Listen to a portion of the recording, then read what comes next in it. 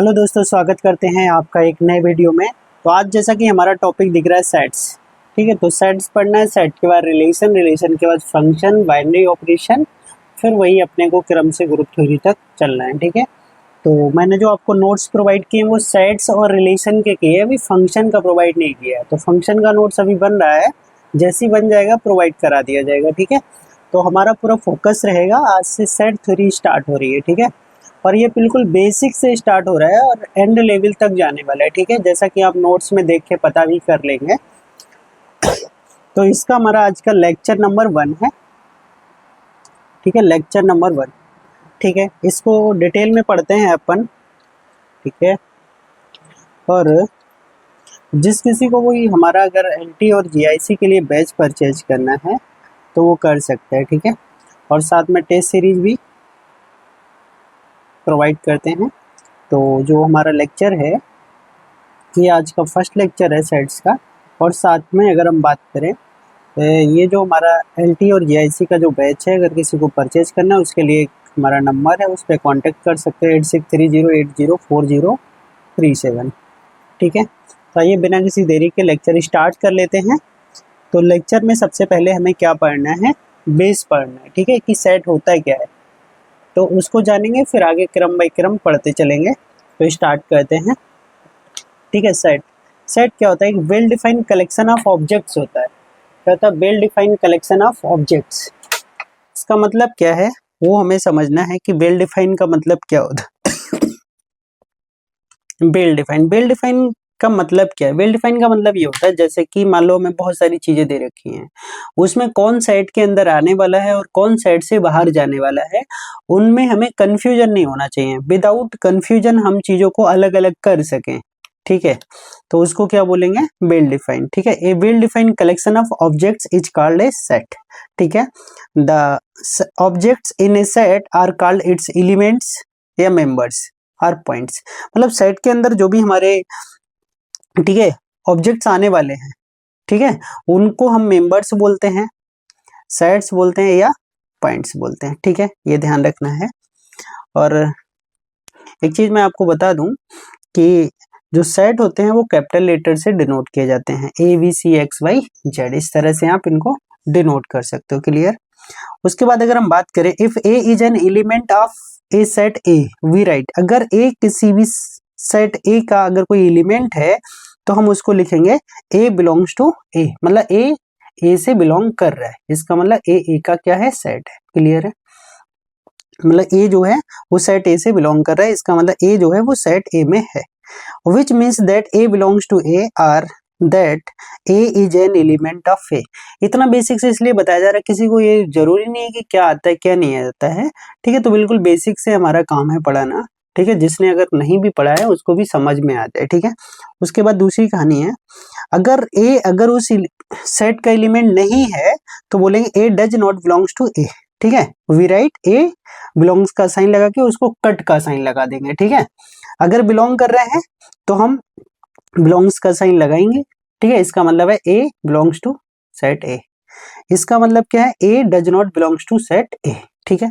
यहाँ तक क्लियर हो गया होगा कि सेट एक well defined collection of objects होता है। और दूसरे नंबर पे बात करें कि सेट के जो नंबर्स होते हैं, मतलब जो ऑब्जेक्ट्स होते हैं सेट के अंदर, वो मेंबर्स, एलिमेंट और पॉइंट्स कहलाते हैं। सेट्स को हम कैपिटल लेटर से डिनोट करते हैं। सेट के अंदर अगर कोई एलिमेंट है तो उसको बिलोंग्स का साइन लगाएंगे, अगर सेट के अंदर का कोई एलिमेंट नहीं है तो उसको डज नॉट बिलोंग्स का साइन लगाएंगे, ठीक है। आप जरा समझिएगा कि कौन सेट हो सकता है और कौन सेट नहीं हो सकता है। जैसे लिखा पहले नंबर पे योर फेवरेट एक्टर। अब जैसे क्या है, योर फेवरेट एक्टर, जैसे एक कहानी है, सिंपल सी बात करें कि जिसमें सभी के आंसर एक जैसे आते हैं उसको हम सेट बोलते हैं। जिसमें अगर डिफरेंट क्रिएट हो गया, मतलब हमारा आंसर अलग है, पड़ोसी का आंसर अलग है, तीसरे व्यक्ति का आंसर अलग है, मतलब हर किसी के चीजों के मतलब अलग अलग मत आने चाहिए। अब जैसे योर फेवरेट एक्टर पूछा है तो जरूरी नहीं है कि वो एक्टर जो है वो हर किसी का फेवरेट हो, हर किसी के अलग अलग एक्टर फेवरेट होते हैं। तो वही लिखा अलग अलग चॉइस अगर आ रही है हमारी सबकी तो नॉट ए सेट। अब जैसे लिखा बी, एक हमने सेट लिया, ए सेट ऑफ नेचुरल नंबर्स। अब चाहे किसी के पास चले जाओ, सेट ऑफ नेचुरल नंबर तो वही रहने वाला भाई जो है, ठीक है, सेट ऑफ नेचुरल नंबर्स। अब इसको कोई बदल नहीं सकता, है ना। इस तरह से जो सेट ऑफ नेचुरल नंबर चल रहा है इसको कोई बदलेगा नहीं, हर किसी का आंसर यही रहेगा, हाँ भाई यही सेट ऑफ नेचुरल नंबर है। तो जब हर किसी व्यक्ति का, हर किसी का अगर आंसर एक ही है तो वो सेट हो सकता है, अदरवाइज वो सेट नहीं होगा। जहां person to person answer change हो रहा है तो वो सेट नहीं होगा। ठीक है, आगे बात करते हैं। सारे कलेक्शन जरूरी नहीं कि वो सेट हो, आप किसी को भी कलेक्ट करके रख सकते हो भाई। आपने मान लो कुछ अलग चीजें कलेक्ट कर ली, कुछ अलग कर ली, तो वो जरूरी नहीं सेट हो जाए। सेट ऑल कलेक्शन सेट नहीं होते, बट सेट जो होते हैं वो कलेक्शन जरूर होते हैं, क्योंकि सेट भी क्या है, एक कलेक्शन ही है। तो सारे कलेक्शन सेट हो ऐसा जरूरी नहीं, बट सेट कलेक्शन जरूर होगा। ठीक है, क्योंकि डेफिनेशन ही है well defined collection of objects. तो ऑब्जेक्ट्स का जो वेल डिफाइंड कलेक्शन होता है वो सेट कहलाता है, सारे कलेक्शन सेट नहीं होते। ठीक है, अभी आपको क्लियर समझ में आ जाएगा। ठीक है, अब जैसे मान लो मैंने एक्टर्स का एक सेट बना लिया, ठीक है, अब उसमें बोले फेवरेट एक्टर्स का सेट, तो वो अलग अलग हो जाएगा सबका, तो वो कैसे कलेक्शन तो हुआ बट वो सेट नहीं हो पाया क्योंकि सबके आंसर डिफरेंट हो गए। ठीक है, अभी आप एक चीज बोलिए कि नेचुरल नंबर जो होता है वो होल नंबर्स का होता है सबसेट। ठीक है, और होल नंबर इंटीजर्स के अंदर आता है, इंटीजर्स रेशनल के अंदर आता है, रेशनल रियल के अंदर आता है, और रियल कॉम्प्लेक्स के अंदर आता है। अब आप ये देखो कि नेचुरल नंबर ये होता है हमारा। ठीक है, अब बात करें अगर होल नंबर की तो 0 से स्टार्ट हो जाता है भाई, है ना। तो ये सारे के सारे नंबर इसके अंदर कनेक्ट हो गए, आ जाएंगे। अब बात करें इंटीजर्स, तो इंटीजर्स के अंदर सभी होते हैं, जैसे 0, इधर प्लस वाले नंबर्स चलेंगे और इधर नेगेटिव में नंबर चलेंगे। ठीक है, तो आप देख रहे हो ये सारे नंबर्स भी इसके अंदर आ गए। तो अभी समझ में आ रहा है कि नेचुरल नंबर W के अंदर चला गया, W किसके अंदर, इंटीजर के अंदर चला गया। ठीक है, ऐसी इंटीजर किसके अंदर चला जाएगा, रेशनल के अंदर।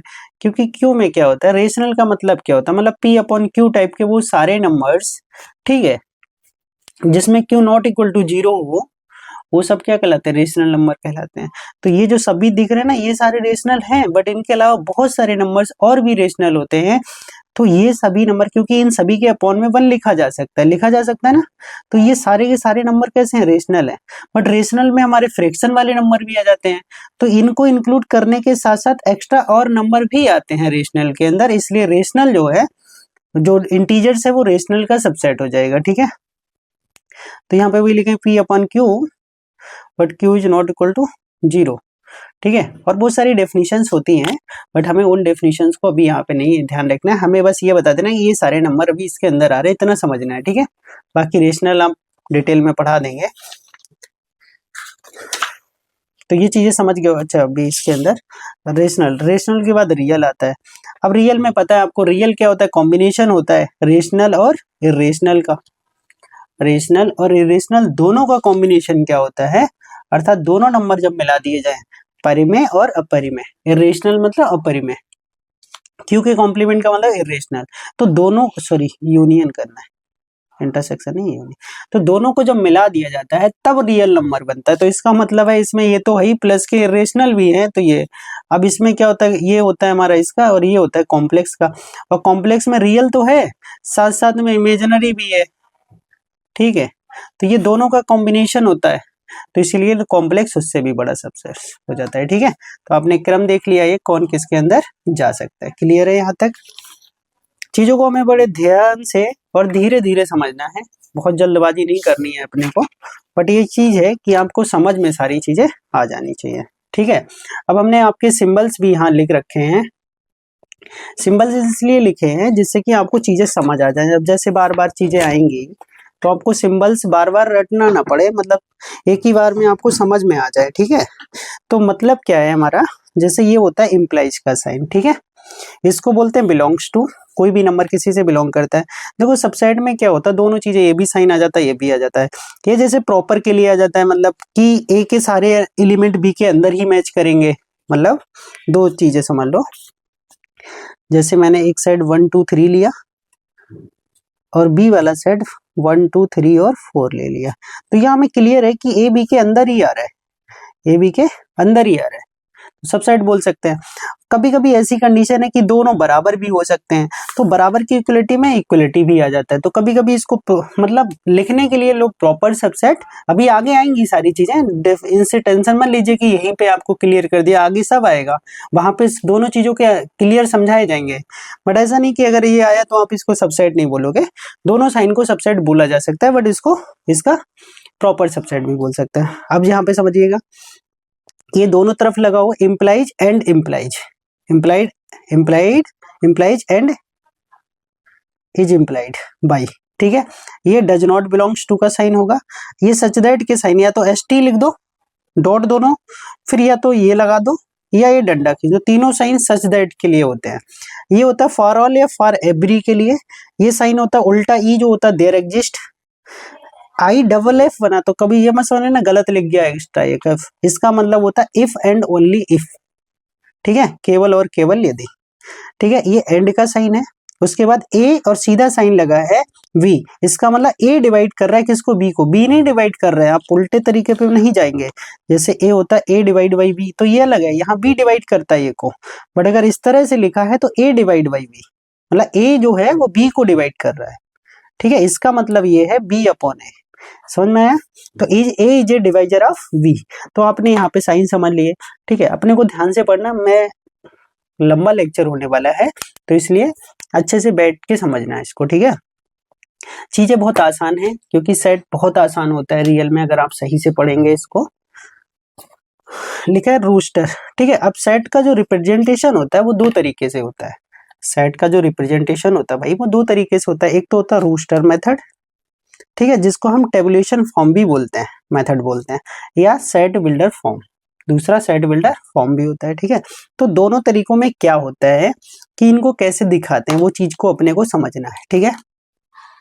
अब बात है कि रोस्टर मेथड क्या है, तो रोस्टर मेथड है we list all the members of the set within, ठीक है, ब्रेसिस, इस साइन को जो होता है ना एज मजली ब्रैकेट को ब्रेसिस बोलते हैं, ठीक है, and the separate by the comma, और जो नंबर लिखते जाएंगे ना वो उनके बीच में कॉमा लगाते चले जाएंगे, मतलब इनने लिखा है कि ऑल द मेंबर्स को हम एक ब्रेसिस के रूप में लिखें, के अंदर लिखें, और उन नंबर्स को या एलिमेंट्स को अलग करने के लिए कामा का यूज करें, तो उसको हम बोलते हैं रोस्टर मेथड, ठीक है। रोस्टर मेथड क्या है, जैसे मान लो हमने एक सेट दिखाया 1 2 3 ए और बी ऐसे करके लिख दिया, इनके अंदर जो है नंबर्स के बीच में हमने कॉमा लगा दिया, तो इसका मतलब क्या हो गया कि ये जो हमने नंबर्स हैं या जो सेट है उसको कौन से मेथड में लिखा है, टेबुलेशन या रोस्टर मेथड में लिखा है। अब जो नंबर इसके अंदर आएगा वो बिलोंग्स का साइन लगेगा, और जो नंबर इसके अंदर नहीं आएगा उसमें डज नॉट बिलोंग्स का साइन लगेगा। अब आप देख रहे हो ए इसके अंदर आ रहा है बिलोंग्स टू हो रहा है, 1 आ रहा है बिलोंग्स टू, 4 नहीं आ रहा है डज नॉट बिलोंग्स टू, ठीक है। अब दूसरा सेट जैसे ये लिखा है, ये जो लिखा है ये कहानी जो लिखी होती है वो सेट का बिल्डर फॉर्म होता है, मतलब सेट को बिल्ड कौन कर रहा है, मतलब बता कौन रहा है, ये चीजें को समझने के लिए, ठीक है। तो डेफिनेशन टाइप में अगर कभी भी लिखा है वो सेट बिल्डर फॉर्म होती है, और अगर ऐसे लिखा है एक ब्रैकेट्स के रूप में, ठीक है, मंजली ब्रैकेट जिसे बोलते हैं, तो उसमें क्या होगा, नंबर हमारा रोस्टर मेथड में होगा। अब इन्हें बोला 24 के फैक्टर्स ज्ञात करने हैं, तो 24 के फैक्टर्स देखो मैं एक आसान तरीका बताता हूँ निकालने का, गुणा किया करो आप 24 की, जैसे हमें 24 लाना है, 1 के साथ 24 का 24 आ जाएगा, 2 के साथ 12 हो जाएगा, 3 के साथ 8 हो जाएगा, 4 के साथ 6 हो जाएगा, 5 से कटता नहीं है, 6 आ चुका है, तो उल्टा करके यही सब लिख दो, 1 2 3 4 6 8 12 24, ये हो गए फैक्टर, ठीक है, 24 के, या डिवाइजर भी बोल सकते हो इनको, 24 के डिवाइजर्स या फैक्टर्स, ठीक है। अब समझिएगा इसको, तो ये हमने क्वेश्चन टाइप में लिखा था, उसको हमने सेट बिल्डर फॉर्म ने से, और ये सेट बिल्डर फॉर्म है, बट अभी समझना आगे, आप उसको भी मत समझिए कौन सी फॉर्म है, बट इसका जो आंसर है वो आपने रोस्टर मेथड में लिख दिया, क्लियर है यहाँ तक। अभी स्पीड स्लो है, धीरे धीरे बढ़ जाएगी, टेंशन मत लीजिएगा। क्या लिखा है, B set of all prime members between 50 and 70, 50 and 70, तो 50 और 70 के बीच में प्राइम नंबर्स को लिखना है। प्राइम नंबर्स आप जानते हो, ठीक है, those numbers which factors only one and itself, sorry one and हाँ इटसेल्फ, मतलब ऐसे नंबर जिनके दो ही फैक्टर हो, वन और इटसेल्फ, उनके अलावा कोई तीसरा फैक्टर ना हो और ना ही 2 से कम होना चाहिए। तो 53, 59, 61 और 67 ये हमारे 4 नंबर ऐसे हैं जो 50 से 70 के बीच के प्राइम नंबर्स हैं। क्लियर है। अब लिखा है ऑर्डर डज नॉट, ठीक, order of element does not matter. जैसे ये है, अगर मैं इसको आगे इसको पीछे लिख देता हूं उससे कोई मतलब नहीं है इसमें, ठीक है। एलिमेंट का जो ऑर्डर होता है वो मैटर नहीं करता है। All the elements must be distinct. ऐसा नहीं कोई एक नंबर 2 बार आया 3 बार आया तो हमें 3 बार लिखने की जरूरत है, नहीं, एक नंबर को एक ही बार लिखने की जरूरत है। अभी आगे चल के क्लियर होगा। तो एक तो ऑर्डर मैटर नहीं करता, दूसरा all the elements must be distinct, मतलब एक नंबर 2 बार लिखने की जरूरत नहीं होती है, एक नंबर को ओनली एक ही बार लिखेंगे, ठीक है। अगला जैसे एग्जाम्पल से बात करूं, जैसे ये लिखा था, ठीक है, जैसे स्कूल बर्ड आता तो स्कूल बर्ड में अगर हम लिखते तो SCHOOL हो जाता, ठीक है। अब मान लो ये तो अभी ऑर्डर के बारे में बता रहे हैं, तो जरा ऑर्डर देखो ध्यान से, जैसे ये लिखा है या ये लिखा है H एक बार HOOLLCCSS, तो ये और ये दोनों इक्वल सेट हैं क्योंकि इनमें नंबर सेम है, एलिमेंट सेम है, ठीक है, बट इनका ऑर्डर चेंज है तो ऑर्डर मैटर ही नहीं करता। जैसे ये एप्पल लिखा हो, इसको ऐसे लिखा जाएगा, इसमें देखो 2 बार P आया है, बट बोला गया कि ऑल द नंबर्स या all the members of the elements, ठीक है, या all the elements must be unique, मतलब डिस्टिंक्ट होने चाहिए, अलग अलग होने चाहिए, एक नंबर 2 बार दिखना नहीं चाहिए, ठीक है। तो ये और ये दोनों इक्वल हैं। जैसे यहाँ पे 1 2 2 3 3 आया तो इतनी बार लिखो, उसका मतलब है सिंपल 1 2 3 लिखो, कोई दिक्कत नहीं है, ठीक है। आगे अगर हम बात करें बढ़ते हैं, तो write down the set of letters of the words, ठीक है, मैथमेटिक्स इन रूस्टर फॉर्म। तो रूस्टर फॉर्म में ऐसे बहुत सारे, जैसे इसमें देखो M 2 बार आया, A 2 बार आया, T 2 बार आया, ठीक है। तो जो वर्ड 2 बार या 3 बार आए हैं, बट उन सभी वर्डों को हमें एक से अधिक बार नहीं लिखना है, तो एक वर्ड को हम एक ही बार लिख रहे हैं। जो भी वर्ड 2 बार आया है उसको हमने छोड़ दिया। जैसे यहाँ देखो 2 2 4 2 6 2 8 3 11 सब थे, तो 11 में यहाँ कितने आए, 2 2 4 2 6 2 8, 3 वर्ड डबल आर, M 2 बार था, A 2 बार था, T 2 बार था, इसलिए उसको हटा दिया गया एक एक बार। तो ये तो समझ गए होंगे आप रोस्टर फॉर्म में किसी भी चीज को कैसे डिफाइन किया जाता है, ठीक है। देखो पहला क्लास है, इसलिए आप ये मत समझिए आता सभी को होगा, क्योंकि भाई कोई भी यहाँ तक तैयारी कर रहे हैं, ये बेसिक चीजें सभी को आती होंगी, ठीक है, पर थोड़ा पेशेंस के साथ रखिए, वो चीजें भी आएंगी जो आपको नहीं आती होंगी, ठीक है। अगला है सेट बिल्डर फॉर्म। तो सेट बिल्डर फॉर्म क्या होता है, we write down a property, उसमें हमें एक प्रॉपर्टी या रूल, ठीक है, लिखना होता है जिससे कि हम सारे एलिमेंट को एक सेट के फॉर्म में लिख सके, मतलब जिससे हम रोस्टर फॉर्म बना सके। जब हमें कोई रूल ही नहीं पता हो, जैसे मान लो हमने ऐसी लाइन लिखी जिससे हमें आगे के एलिमेंट ही नहीं पता चल रहा है 1 2 लिखने के बाद, तो वही लिखा है। इसमें हमें क्या करना होता है, राइट डाउन ए प्रॉपर्टी या रूल हमें लिखना होता है, किसका, which gives all the members of the set, जो हमें उस सेट के सारे मेंबर्स को बता सके।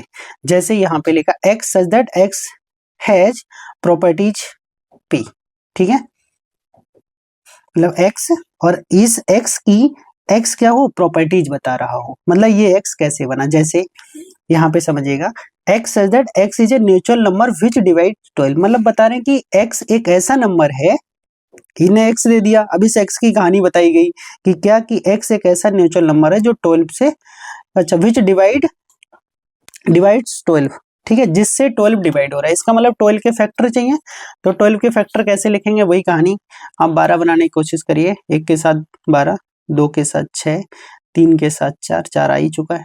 अगर जहां से नंबर बैक वाला आ गया तो आगे नहीं जाना होता, 1 2 3 4 6 12, इसमें कोई नंबर छूटेगा नहीं, ये ध्यान रखिएगा, ठीक है।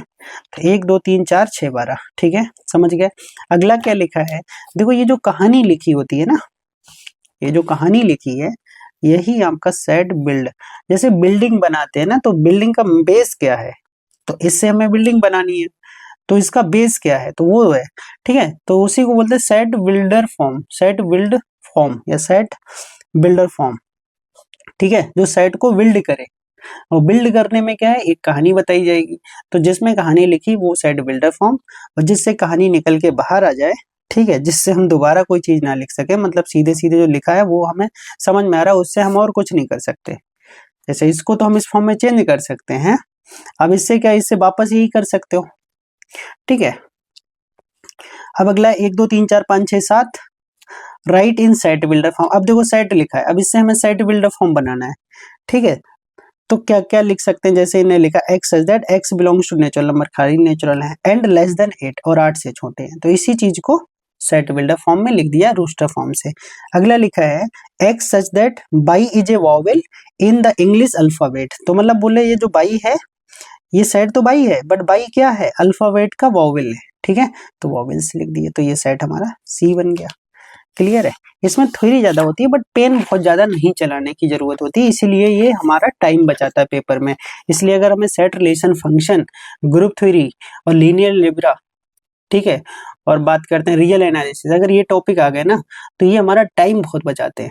ठीक है, बट जिसको नहीं आते उसके लिए टफ भी बहुत लगते हैं, बट जिसको आ जाते हैं तो समझ लो अगर 15 से 20 क्वेश्चन भी मिले तो वो आपके बहुत 6 से 7 मिनट लेंगे, आपका टाइम बचा के देंगे। ठीक है, अब यहाँ पे डी एक साइड लिखा है सच जेड सच दैट जेड, मतलब जेड, और जेड क्या है, Z is an odd natural number है, तो 1 3 5 7 ऐसे चलता रहेगा। ठीक है, क्लियर है।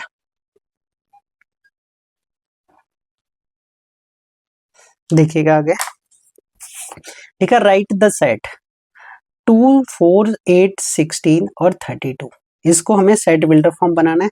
तो ये सब देखो 2 की पावर है, 2 की पावर 1, 2 की पावर 2, 2 की पावर 3 4 5 ऐसे चल रहा है। ठीक है, तो हम क्या लिखेंगे इसको, पहले तो हमने देख लिया कि ये है क्या, अब उसके बाद हमें दिख रहा है कि 2 की पावर n टाइप का है और n हमारा नेचुरल नंबर से बिलोंग कर रहा है। ठीक है, और नेचुरल नंबर में कहाँ से बिलोंग कर रहा है, 1 से 5 के तक, तो n बिलोंग्स टू, मतलब n बिटवीन कहाँ है 1 and 5। अगर हम इक्वलिटी हटा देते तो 2 से 4 तक रह जाता, बट हमारे पास 1 भी आ रहा है, 2 भी आ रहा है, 3 भी आ रहा है, 4 भी आ रहा है, 5, तो इक्वलिटी भी लगाना जरूरी है। ठीक है, तो x सच दैट x क्या है, 2 की पावर n के बराबर है, जहां n नेचुरल नंबर से बिलोंग कर रहा है और साथ में n की वैल्यू जो है वो 1 to 5 है। ठीक है, आगे देखेंगे एक्सप्रेस सेट। अब ये सेट बिल्डर फॉर्म लिखा है, इसको रूस्टर फॉर्म में कन्वर्ट करना है, अगला वाला रूस्टर फॉर्म में था उसको सेट बिल्डर फॉर्म में कन्वर्ट कर दिया, तो रूस्टर से सेट बिल्डर, सेट बिल्डर से रूस्टर, दोनों में आपने समझ गए होंगे। अब लिखा है एक्स स्क्वायर जो है, एक्स क्या है लेस देन 5 है, और x किससे बिलोंग कर रहा है, होल नंबर्स, तो होल नंबर 0 से स्टार्ट होता है, तो पहले 0 का वर्क करेंगे 0, और 5 से छोटे 4 नंबर आएंगे 0 1 2 3 4, तो 0 का स्क्वायर, 1 का स्क्वायर, 2 का स्क्वायर, 3 का स्क्वायर, 4 का स्क्वायर, क्योंकि यहाँ पे जो भी नंबर लिया जाएगा होल नंबर से उसका क्या करना है, स्क्वायर करना है और यहाँ लिखते चले जाना है। अगले 2 5 10 17 26 ऐसा लिख रहा है, तो आपको देखने में लग रहा होगा 2 यार 1 का स्क्वायर प्लस 1, ठीक है, कभी भी ऐसा दिखाई ना 2 के स्क्वायर प्लस 1 कहानी जैसा दिख रहा है, 2 का स्क्वायर प्लस, ठीक है, फिर ये 3 का स्क्वायर प्लस 1, 4 का स्क्वायर प्लस 1, 5 का स्क्वायर प्लस 1, इसका मतलब क्या है कि नंबर हमारा एक्स स्क्वायर प्लस 1 टाइप का है। यहां से हमने कहानी समझ ली।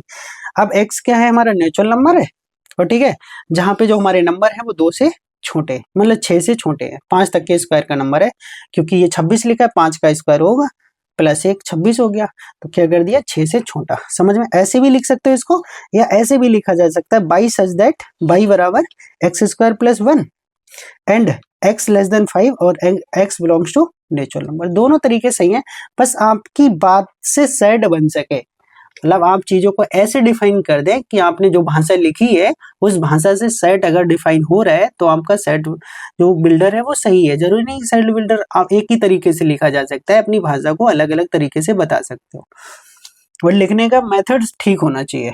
आगे let Z be the set of all integers and A, क्या लिखा है ए, एक्स का बाई सच दैट एक्स की पावर 4 माइनस बाई की power 4 equal to 175 and x का y belongs to Z, Z for integers. ठीक है, then the number of the elements in A each, तो ए के अंदर कौन कौन से एलिमेंट आने वाले हैं, तो सेट बनाना है हमें।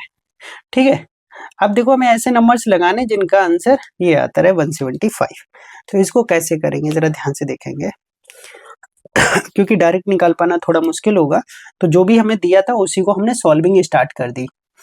तो ये पावर 4 थी, तो ये स्क्वायर का स्क्वायर हो जाता, तो एक बार प्लस एक बार माइनस कर दिया।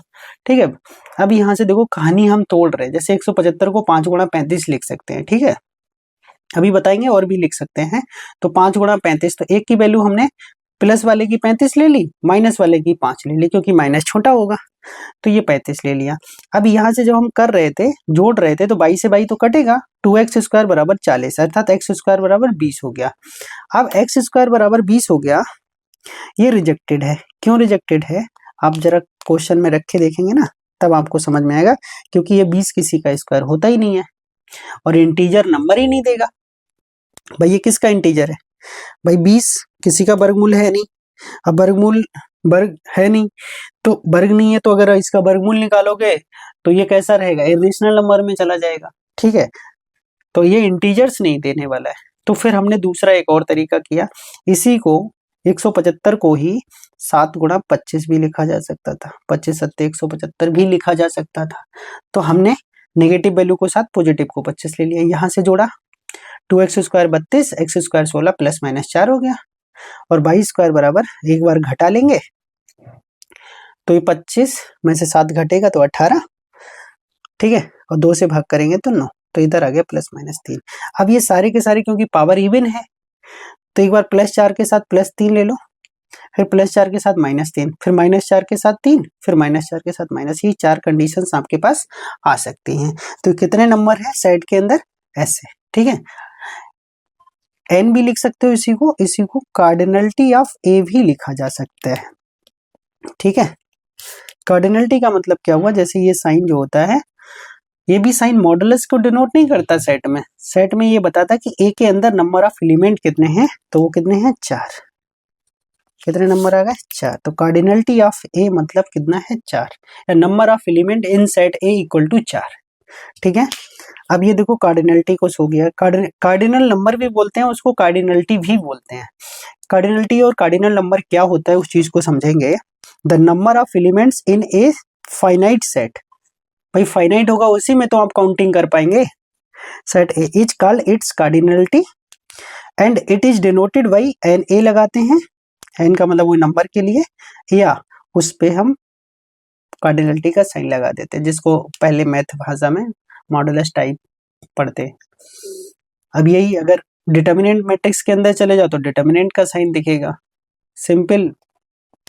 अगर मॉडुलस कॉम्प्लेक्स के अंदर चले जाए तो मॉडुलस बोलेंगे, यहाँ आ जाए सेट के अंदर तो इसको कार्डिनलिटी बोलेंगे। तो हर जगह अलग अलग साइन का रूप मतलब होता है। ठीक है, तो आप ये नहीं कि आपने एक साइन पढ़ लिया वो ऑलवेज वैसे ही चलेगा मैथ में। अब हमारे पास टाइप ऑफ सेट्स आ रहे हैं। यहाँ से हमने अभी 2 चीजें समझी कि सेट क्या होता है और सेट को कैसे लिखा जा सकता है। ठीक है, well defined collection of objects called set. Set के 2 मेथड होते हैं, रूस्टर मेथड और set builder form. Roster method में हम ब्रेसेस के बीच में एलिमेंट्स को कॉमा लगा के लिखते हैं, और जो सेट बिल्डर फॉर्म होते हैं वहां पे हमें रूल्स या डेफिनेशन लिखनी पड़ती है। ठीक है, जिससे कि हम उस सेट के सारे एलिमेंट को प्राप्त कर सकें। अगली कंडीशन है टाइप ऑफ सेट्स।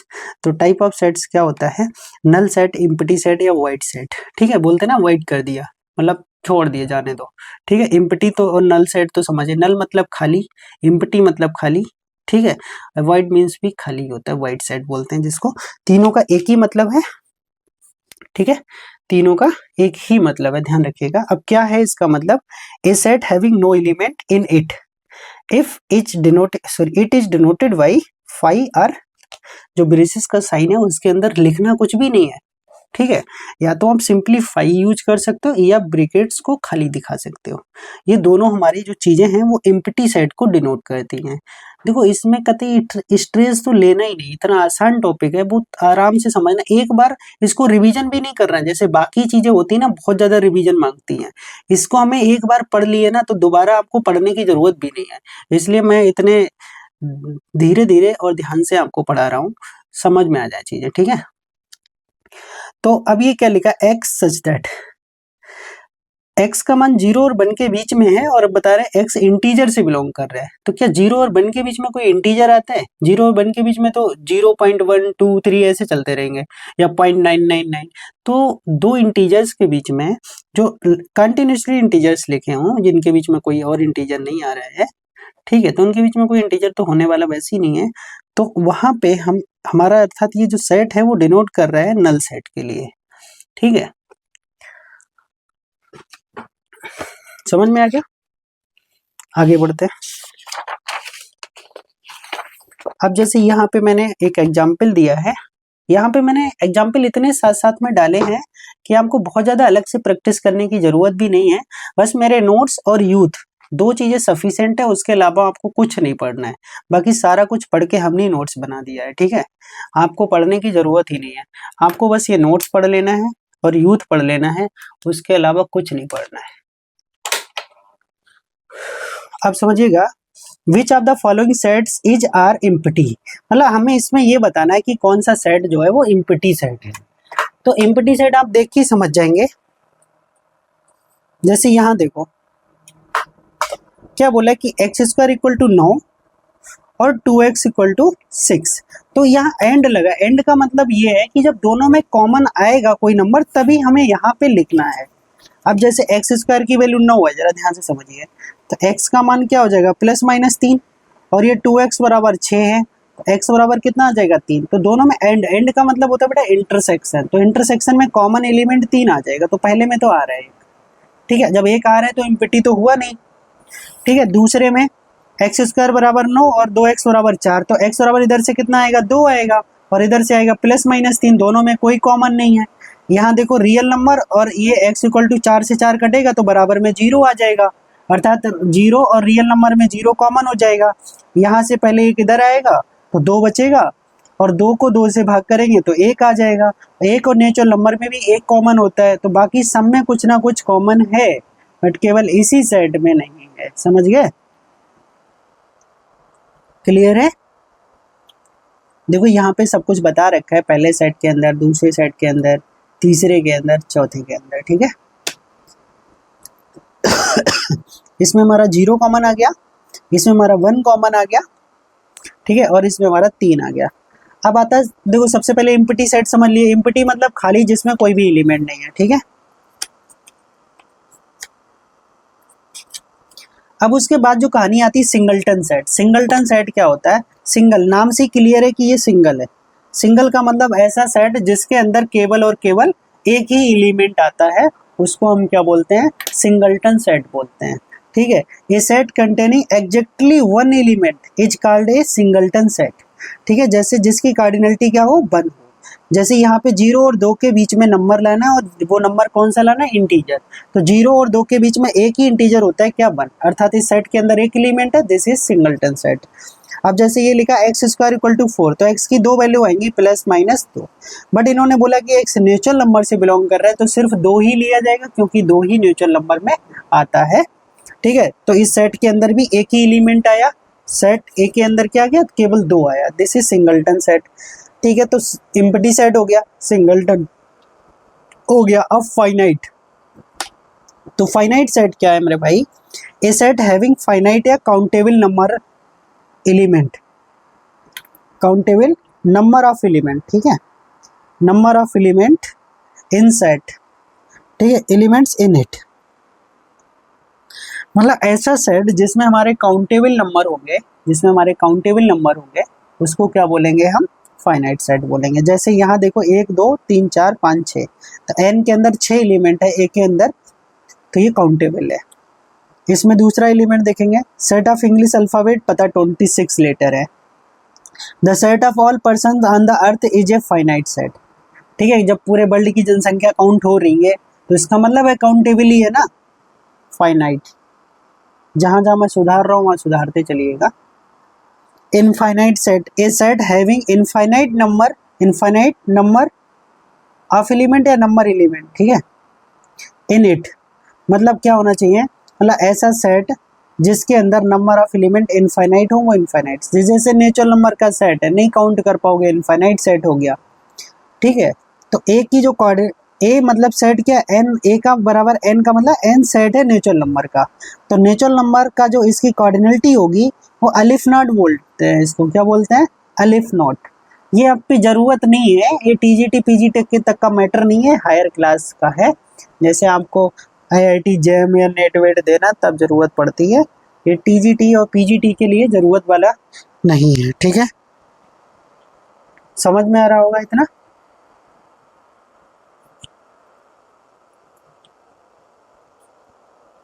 हेलो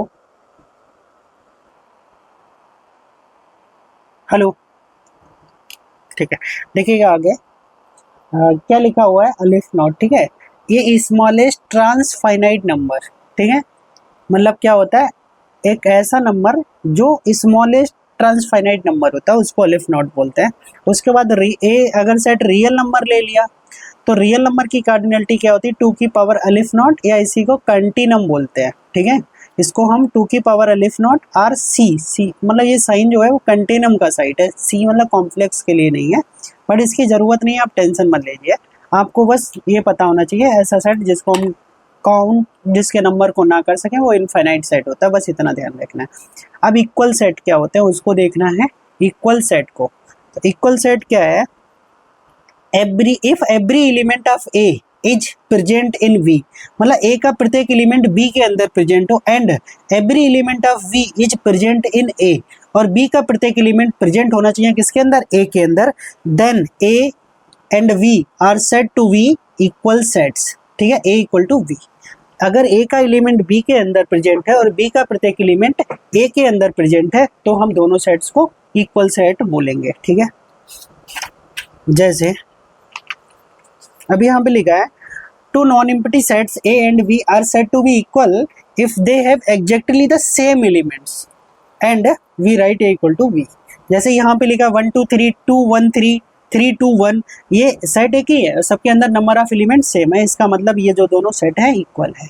अब जैसे इसमें दिख रहा है 2 2 4 1 5 एलिमेंट और इसमें दिख रहा है 3, बट इसमें वो एक्स्ट्रा कॉमन मतलब 2 बार लिखे हुए थे, कितनी बार है, 2 बार लिखे हुए थे। अब 2 बार लिखे होने की वजह से इसमें दिख तो 5 रहे हैं बट वो रियल में 3 ही डिस्टिंक्ट एलिमेंट है, तो ये दोनों भी सेट क्या है, बराबर है, ठीक है। अब क्या लिखा है, let A equal to set of letters, ठीक है, इन द वर्ड फॉलो, ठीक है। अगला लिखा है सेट बी जो है set of letters in the word, ठीक है, वॉल्फ। तो ये दोनों बता रहे हैं कि इक्वल हैं, प्रूफ करना है। तो फॉलो में देखो कौन कौन से अक्षर हैं, FOLW, यहाँ भी हमने FOLW लिख दिया। अब जो दूसरा सेट वॉल्फ था उसमें भी WOLF है, तो 4 अक्षर हैं, नाम जरूर अलग अलग हैं पर लेटर तो सेम ही है ना दोनों में, WOLF और इधर भी WOLF, तो दोनों सेट कैसे हो गए, बराबर हो गए। तो तभी आपने देखा कि ऐसे सेट्स जिनके अंदर नंबर ऑफ सारे के सारे एलिमेंट जो है वो ए का बी के अंदर दिखना चाहिए, बी का ए के अंदर, अर्थात दोनों सेट के अंदर जो नंबर है वो एग्जैक्टली सेम होने चाहिए, तभी हम दोनों को इक्वल सेट्स बोलेंगे। बट इक्वल सेट और इक्विवेलेंट सेट में बहुत डिफरेंस है, ठीक है। इक्विवेलेंट सेट में सिर्फ नंबर ऑफ कार्डिनलिटी सेम होनी चाहिए, नंबर ऑफ एलिमेंट, ठीक है, मतलब उनकी संख्या समान होनी चाहिए, वहां पे संख्या के साथ साथ मतलब एलिमेंट भी समान होने चाहिए। यहाँ एलिमेंट अलग है, कोई फर्क नहीं पड़ता इक्विवेलेंट में, यहाँ सिर्फ उनके अंदर नंबर बराबर होने चाहिए। अगर एक में 3 एलिमेंट है तो दूसरे में भी 3 ही एलिमेंट होने चाहिए, ठीक है। क्या लिखा है भाई, two finite set A and B are set to be equivalent if number of A equal to number of B, मतलब ए के अंदर नंबर जो एलिमेंट है उनकी संख्या और बी के अंदर जो नंबर ऑफ एलिमेंट है उनकी संख्या क्या होनी चाहिए, बराबर है। Equal sets are always equivalent, मतलब इक्वल सेट तो ऑलवेज इक्विवेलेंट तो होंगे क्योंकि उनके अंदर तो नंबर बराबर ही होते हैं, but equivalent set need not be equal, वो जरूरी नहीं है कि वो इक्वल हो। जैसे यहाँ पे हमने 1 3 5 ले लिया, इसकी कार्डिनलिटी कितनी है, 3 भाई, इसके अंदर भी कार्डिनलिटी कितनी है, 3 है, अर्थात दोनों के अंदर नंबर ऑफ एलिमेंट बराबर है। ये नहीं देखना है कौन सा है कौन सा नहीं, तो ये देखो इक्विवेलेंट सेट तो है बट ये इक्वल सेट नहीं है, समझ में आ गया। अब जैसे मैं बात करूं ये दोनों सेटों की, तो ये क्या है, इक्वल भी है और साथ साथ में इक्विवेलेंट है। तो इक्वल सेट तो हमेशा इक्विवेलेंट होगा, बट इक्विवेलेंट सेट आप यही से देख रहे हो वो इक्वल सेट नहीं हो सकता, ठीक है। A and B are equivalent. अब क्लियरली क्या लिखा है, A is not equal to B, hence A and B are equivalent set but not equal, ठीक है। तो यहां से क्या क्लियर हुआ, ये नंबर तो दोनों के अंदर बराबर दिख रहे हैं तो वो इक्विवेलेंट तो हो गया, बट ए बी के बराबर नहीं दिख रहा है, इसलिए ये इक्वल नहीं हुआ। ठीक है, A and B are equal sets but not equal, equivalent है, इक्वल नहीं है। अगला देखेंगे आगे, ये यहाँ पे लिखा है so that five and curly bracket के अंदर 0, मतलब ये भी सेट लिखा है, एंड आर ऑल डिफरेंट, मतलब ये दोनों के दोनों डिफरेंट है। अब जरा ध्यान से देखो, इसका मतलब है ये नल सेट, इसका अंदर है, इस सेट के अंदर एक एलिमेंट आ रहा है, वो कौन सा आ रहा है, 0 एलिमेंट। ये दोनों में अलग अलग कहानी है। कोई लोग लिख देते हैं ना कि 5 के अंदर 0 लिख दो, इसका मतलब हो जाएगा नल सेट। नहीं, 5 के अंदर अगर आपने मतलब अगर करली ब्रैकेट के अंदर आपने 0 लिख दिया तो उसका मतलब हो जाएगा कि उस सेट के अंदर एक एलिमेंट है 0। ठीक है, या तो सिंपली आप क्या करिए 5 बना दीजिए, या ब्रैकेट बना दीजिए। जैसे हमें नल सेट दिखाना है तो नल सेट्स क्या होता है भाई, या तो 5 दिखा दो या दोनों ये दिखा दो, दोनों ठीक है। बट अगर आपने इसके अंदर कोई भी एलिमेंट लिख दिया, 0 ही लिख दिया, तो ये नल सेट नहीं है। ठीक है, नॉट नल सेट। समझ में आ गया? तो वही लिखा है 5 is a set containing no element at all, what curly bracket के अंदर 0 is a set containing one element namely 0, जिसका नाम 0 है। आल्सो 0 इज ए नंबर, ठीक है, नॉट ए सेट। ठीक है, बट 0 एक नंबर है, एक सेट नहीं है। बट अगर हम बात करें, अगर 0 किसी अंदर आ जाता है, अच्छा ये 3 चीजें ली थी, ओ सॉरी एक और था यहाँ पे, एक यहाँ पे और बढ़ा लेना, ठीक है, या एंड 0, अच्छा यहाँ पे नहीं, इधर बढ़ाओ, क्योंकि यहाँ पे तो हम एंड का साइन यूज कर ही दिए हैं, यहाँ पे एक नंबर 0 छूट गया। ये 3 चीजें दिखा रहे थे, 5 ब्रैकेट के अंदर 0 एंड 0 आर डिफरेंट। तो 5 कोई एलिमेंट नहीं होता, इसके अंदर एक न एलिमेंट आ रहा है, सेट है, नेमली जिसका नाम 0 है। 0 इज ए नंबर। अब खाली 0 लिख दोगे तो वो एक नंबर है, सेट में थोड़ी ना। सेट के अंदर अगर बनाने के लिए, सेट बनाने के लिए तो हमें करली ब्रैकेट का यूज करना पड़ेगा ना, और वो यहाँ है नहीं 0 के साथ, नॉट ए सेट। समझ में आ गया? 5 0 करली ब्रैकेट के अंदर and 0 are all different, are all different. तो इस क्वेश्चन को थोड़ा ठीक कर लीजिएगा, यहाँ पे 0 एक और होगा। ठीक है, तो ये तीनों के तीनों डिफरेंट हैं, आप लोग एक नंबर समझने की कोशिश नहीं करेंगे इसको।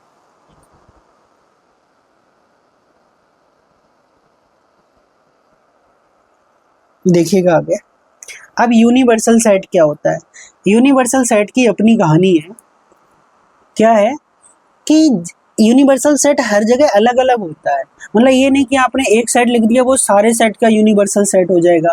जैसे मान लो आपके पास 3 सेट है ए बी सी, उन तीनों सेट के नंबर जिस सेट के अंदर मिल जाए उसी को हम यूनिवर्सल सेट बोलते हैं। जैसे मान लो, अभी यूनिवर्सल बाद में बताएंगे, जिसमें 1 2 3 लिखा है, इसमें 2 4 5 और 6 लिखा है, इसमें 1 3 5 और 7 लिखा है। ऐसा सेट जो तीनों सेट को क्या कर रहा हो, कंटेन कर रहा हो, उसको हम क्या बोल देंगे, यूनिवर्सल सेट बोल देंगे। समझ में आ गया? जैसे अब देखो 1 2 3 4 5 6 7, ठीक है, तो इन तीनों सेटों का यूनिवर्सल सेट हो गया। अर्थात ऐसा सेट जो प्रेजेंट सभी सेट्स का, मतलब जो क्वेश्चन में प्रेजेंट है या जिसकी जहाँ पे कहानी चल रही है वहाँ की बात के लिए सारे के सारे नंबर एलिमेंट्स उस सेट के अंदर आ जाएं तो वो उसका यूनिवर्सल सेट हो जाएगा। तो यूनिवर्सल सेट, ठीक है, हर जगह डिफरेंट हो सकता है अकॉर्डिंग टू सिचुएशन।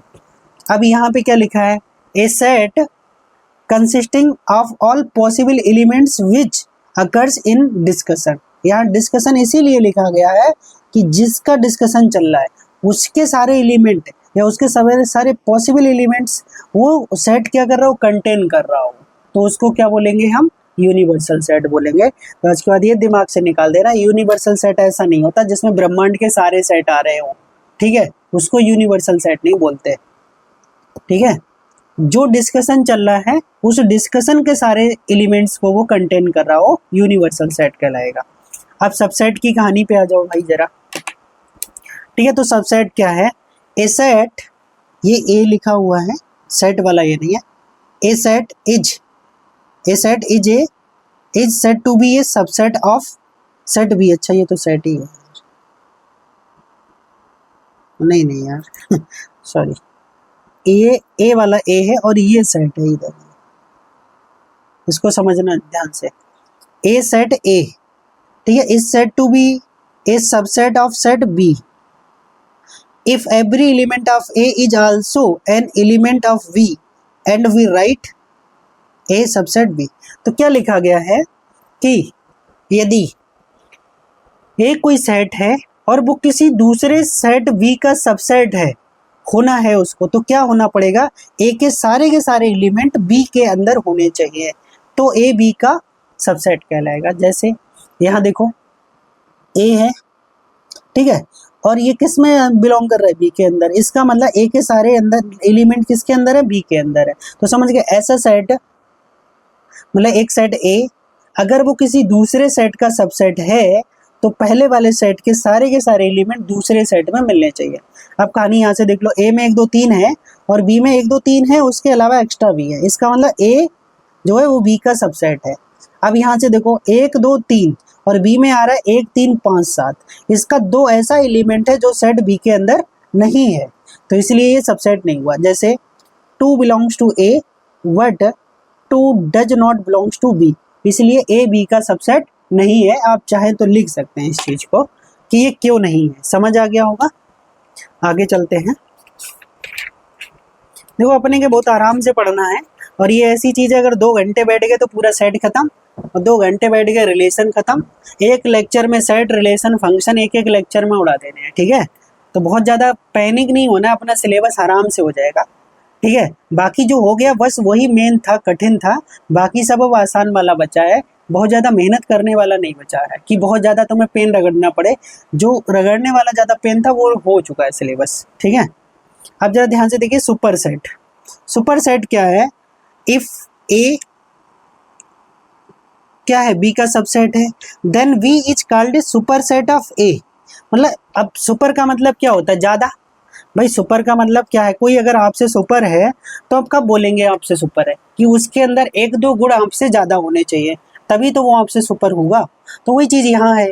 अब यहाँ देखो ए के सारे एलिमेंट बी के अंदर मिल रहे हैं, इसका मतलब बी जो है वो बड़ा है, या मतलब उसके अंदर कुछ क्वालिटियां ज्यादा हैं, तो बी जो है वो सुपर सेट है किसका, ए का। अगर ए बी का सबसेट है तो बी जो होगा वो ए का क्या कहलाएगा, सुपर सेट कहलाएगा। और इसको इस तरीके से डिनोट करते हैं, B is a superset. अब उल्टा लिखा है तो उसको सबसेट मत पढ़िएगा, सुपर सेट पढ़िएगा, समझ में आ गया। तो B is a superset of A, ठीक है। सुपर का मतलब समझ आ गया होगा।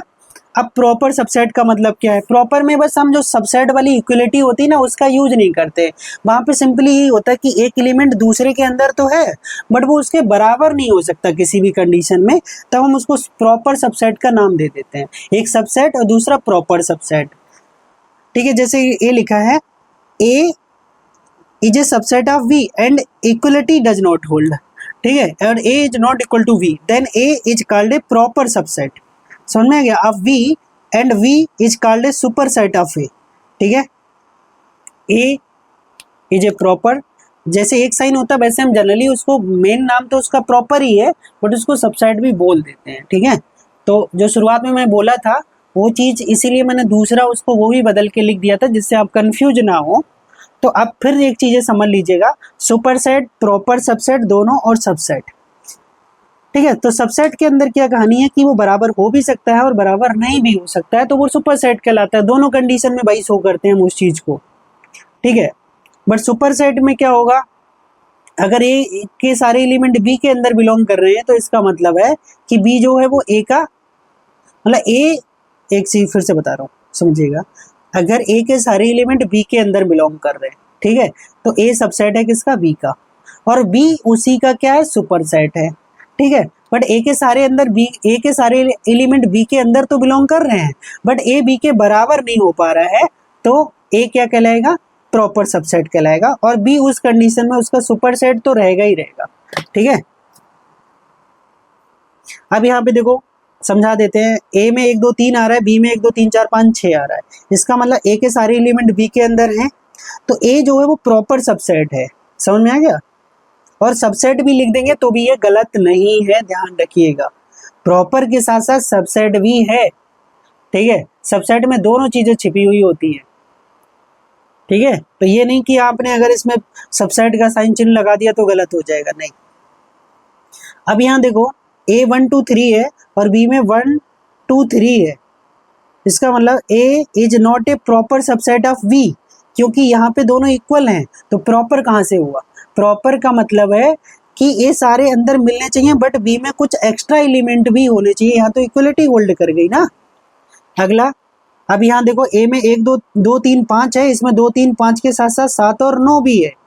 इसका मतलब है ए बी का सबसेट है बट ए इक्वलिटी नहीं है, तब हम इसको प्रॉपर सबसेट भी बोल सकते हैं। ठीक है, अगर इक्वलिटी भी हो जाती तो ओनली सबसेट रहता, इक्वलिटी नहीं है तो प्रॉपर सबसेट, सबसेट तो लिखते ही हैं, साथ में उसको प्रॉपर सबसेट भी बोल देंगे।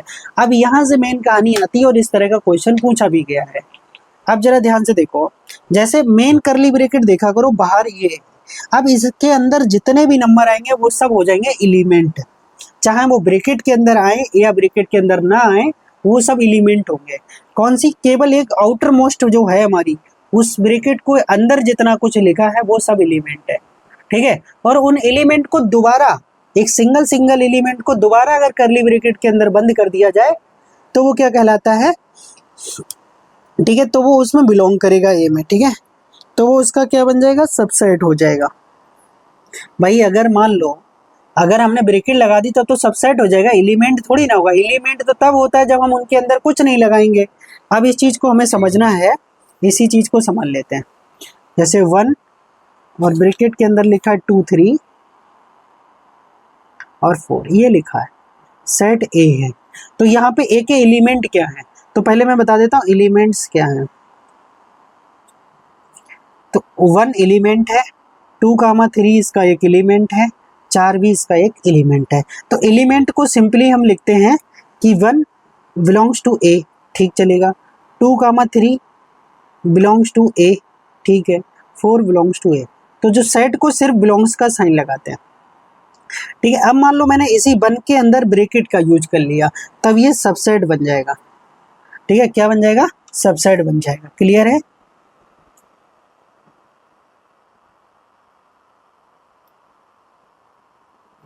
समझ में आ गया? अब जैसे यहाँ पे देखो लोगों की गलती होती है समझने में।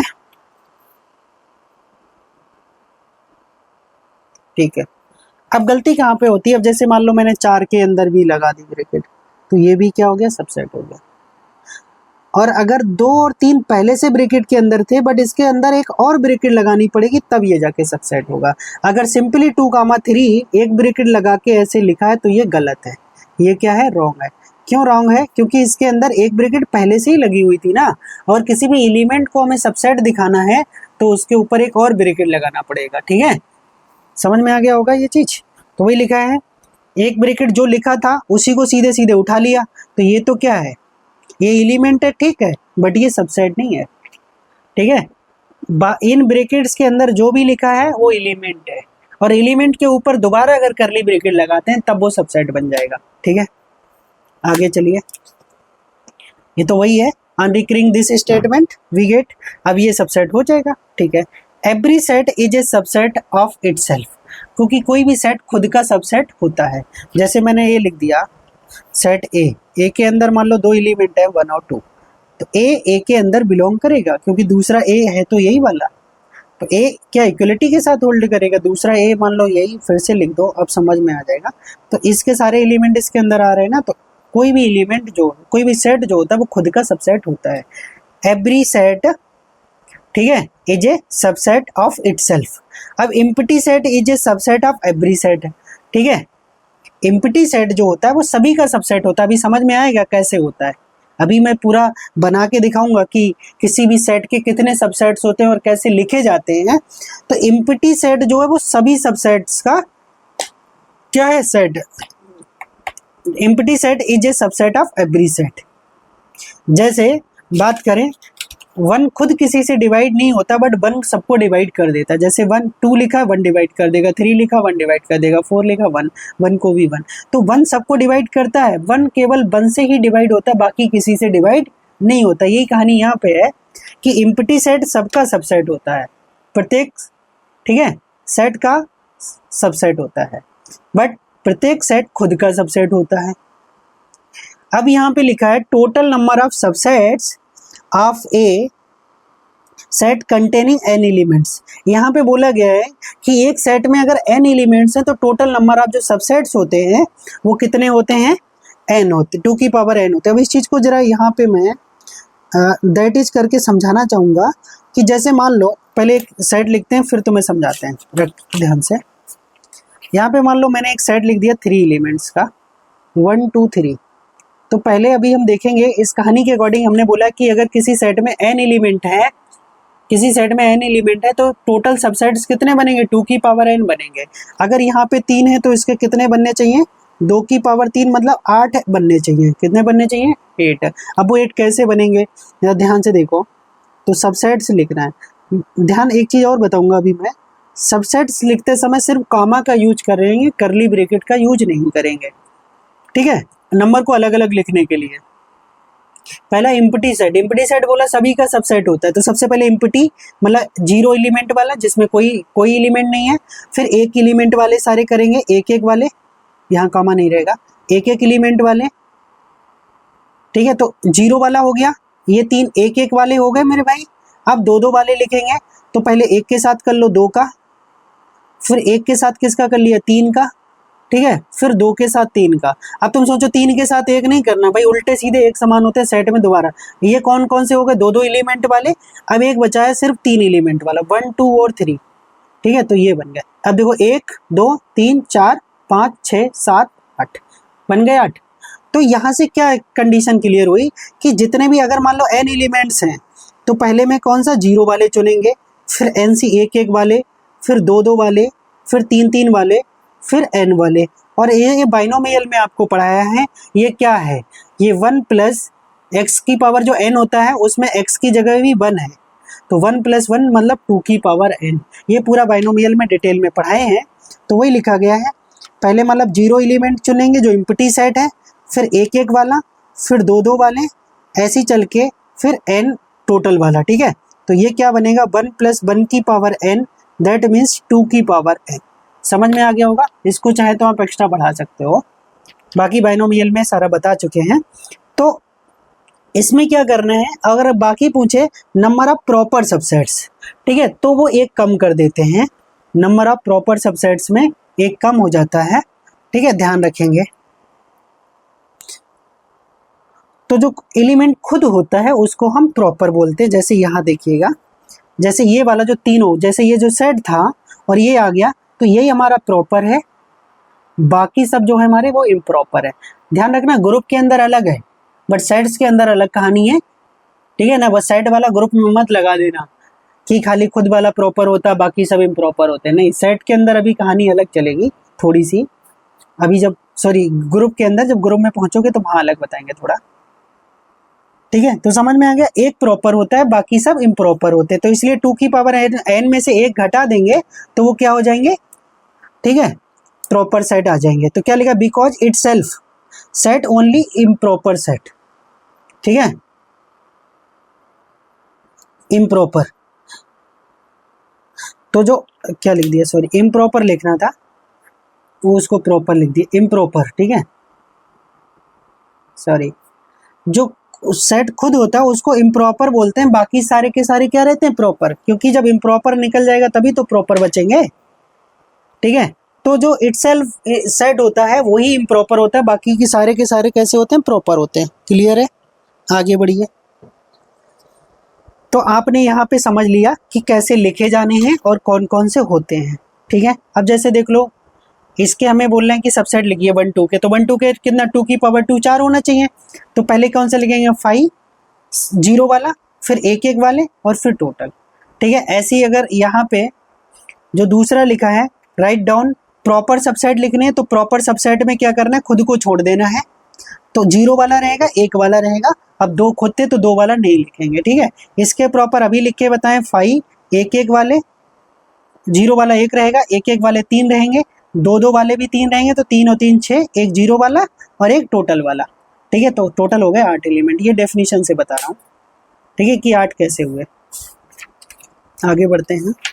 अब यहाँ पे एक क्वेश्चन है और उस क्वेश्चन से आप पूरी कहानी समझ जाएंगे, जो भी बता भी चुके हैं, बस ट्रू फॉल्स एक नाम दे दिया है। अब जैसे ध्यान से देखो इसको, 1 2 3 4 एक साथ लिखा हुआ है करली ब्रैकेट के अंदर। तो अभी 3 4 पूरी ब्रैकेट के अंदर जो लिखा है ये क्या एलिमेंट है। अगर इसके ऊपर एक और ब्रैकेट लगाएंगे तब ये सबसेट बन जाएगा और ये 5। तो जब तक अभी देखो इसमें 3 4 के अंदर क्या लिखा है, कोई ब्रैकेट तो है नहीं, ये तो ब्रैकेट इसके अंदर खुद ही लिखी थी ना। तो ये क्या है, एक एलिमेंट है और ये बता रहा है सबसेट है, गलत हो गया। अब 3 4 एलिमेंट है, एलिमेंट बिलोंग करता है, सही है। अब 3 4 के करली ब्रैकेट के ऊपर एक और करली ब्रैकेट लगा दी, अब ये सबसेट बन गया, ठीक बात है। अब 1 2 3, अब 1 2 3 कहीं इकट्ठा लिखा ही नहीं है ना। तो 1 2 3, 1 2 3 तो करली ब्रैकेट के अंदर है, तो बाहर थोड़ी ना निकाल सकते हो इसको। तो ये इसका सबसेट नहीं बनने वाला।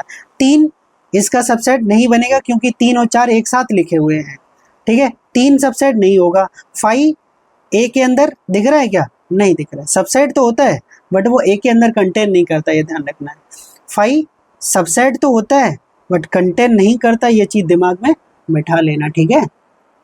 आप सोचो सबसेट के साथ साथ ए के अंदर कंटेन भी करा दो। अब यहाँ से देखो जो जो एलिमेंट थे वो चारों को मैंने क्या कर दिया, देखो पहला 2 भी है, 1 भी है और ते भी 3, पांचों लिख दिए। अब इन्हीं के अंदर दिखा दिया कि जो नहीं है, जैसे 3 नहीं है, 4 नहीं है, 3 4 इसके अंदर आ रहे थे, तो अलग अलग तो नहीं होंगे बट पूरी ब्रैकेट होगी तब हो जाएगा। तो 3 4 नहीं है। अब इन्हीं सभी को सबसेट दिखाना, तो सबके अंदर मैंने क्या करा, मजली ब्रैकेट लगा लिया। देखो 1 पे, 2 पे, 3 4 पे एक लगी हुई थी, एक एक्स्ट्रा लगानी पड़ी, 5 ये सब सबसेट होगा। अब क्या लिखा, ए सबसेट बी का है और बी सबसेट ए का है, तो एक ही कहानी पे हो सकता है कि ए के सारे एलिमेंट बी के अंदर मिल रहे हो या ए इक्वल टू बी हो, ठीक है। अब ए के एलिमेंट बी के अंदर है, बी के एलिमेंट ए के अंदर, तो ऐसा है, तो एक ही कंडीशन में पॉसिबल हो सकता है कि ए और बी दोनों कैसे हो, बराबर हो। समझ गए। अब 5 is A proper subset of every set, ठीक है, एक्सेप्ट इटसेल्फ, खुद को छोड़ के, ठीक है, मतलब 5 एम्प्टी सेट को छोड़ के।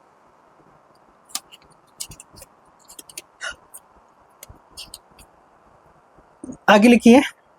अब ये अच्छा आया हुआ क्वेश्चंस भी है और इस तरह के क्वेश्चन पूछे भी जाते हैं।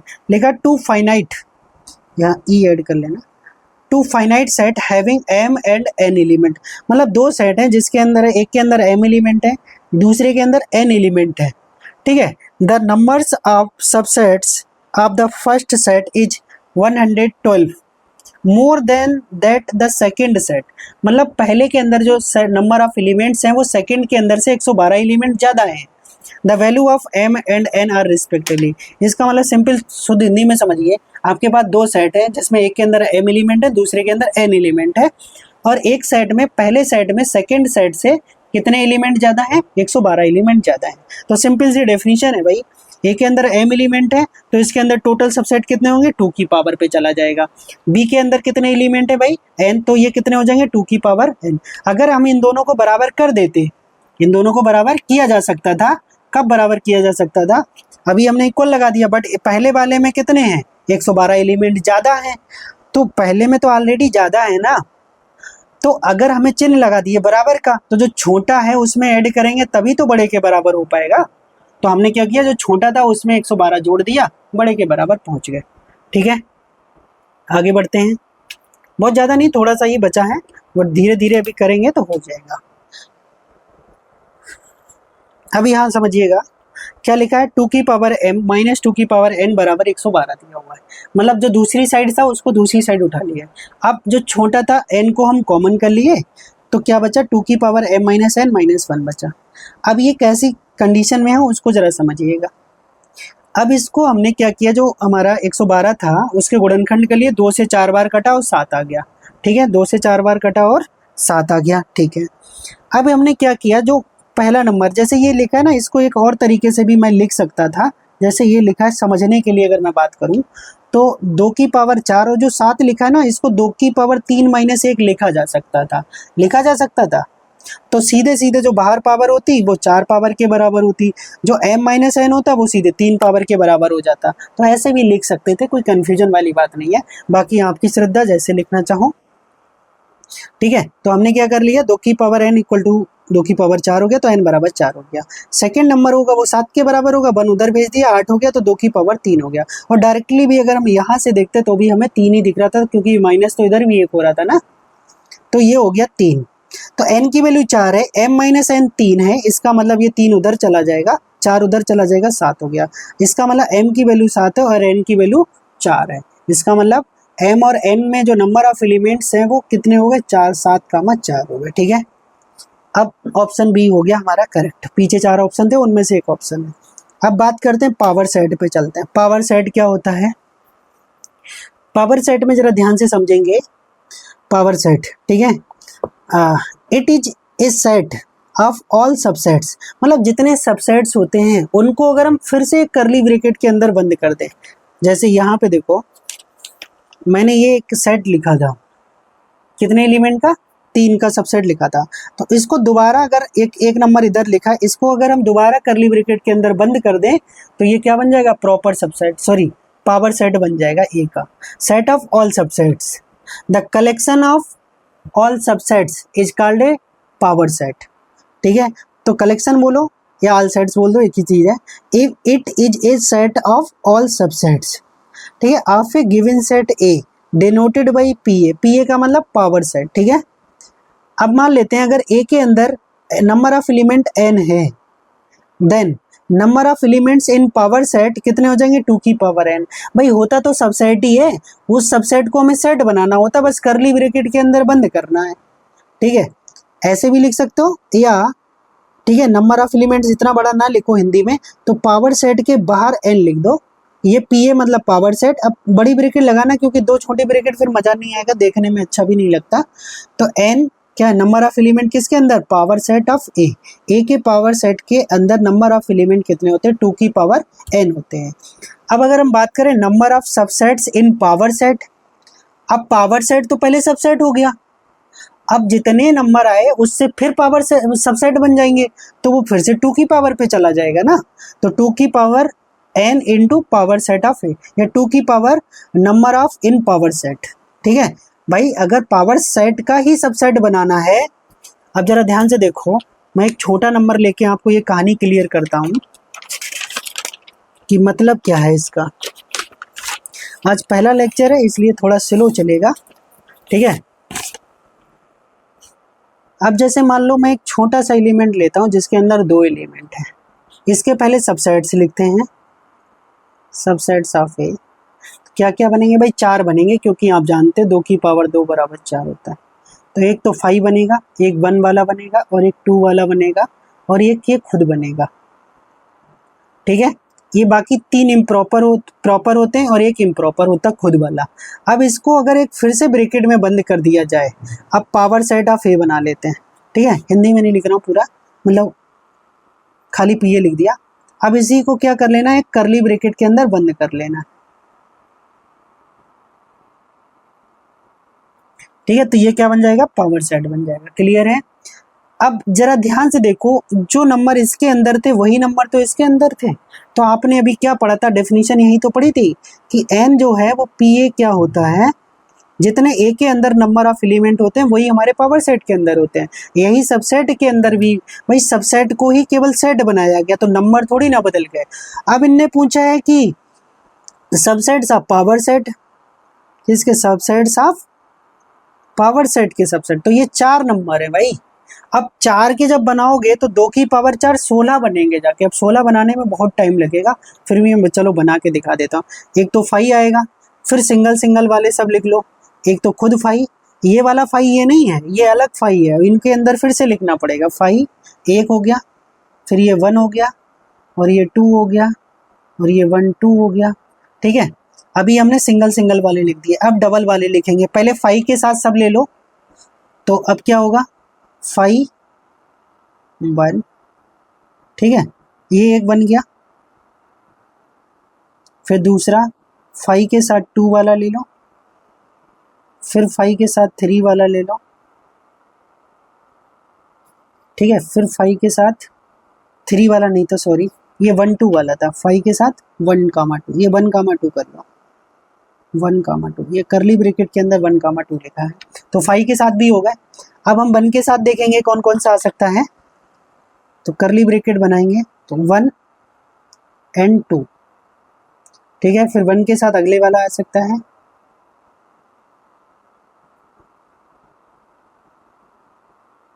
ठीक है, अब 1 के साथ आ गए, ये वाला भी आ गया, ये वाला भी। अब 2 के साथ ये आ सकता है, क्योंकि दो दो वाले लेने हैं ना।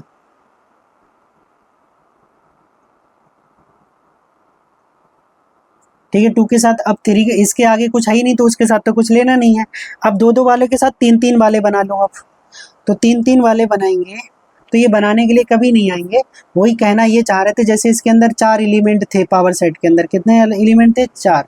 अब 4 का फिर क्या बनाना, सबसेट बनाना, तो 2 की पावर 4 16 बनेंगे जाके, ये कहना चाह रहे थे।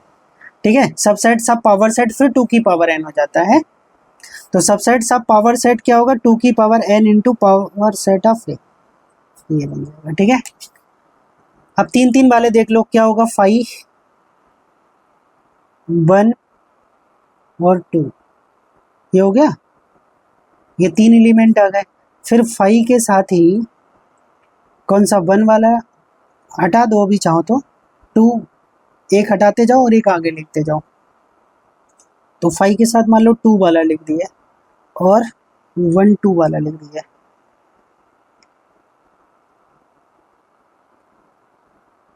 ये कौन सा है?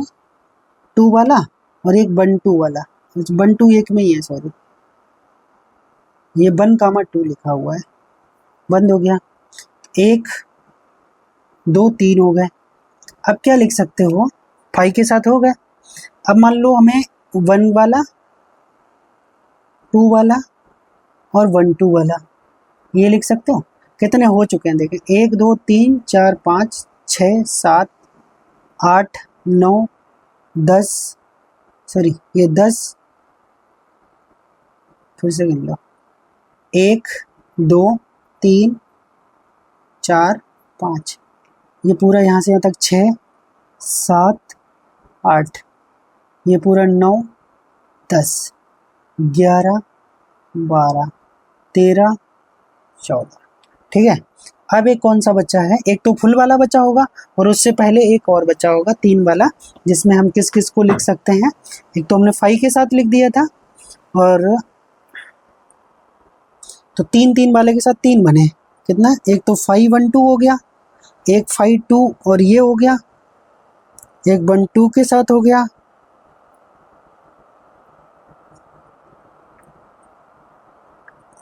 एक तो टोटल वाला भी एक कौन सा छूट रहा है? घंटे,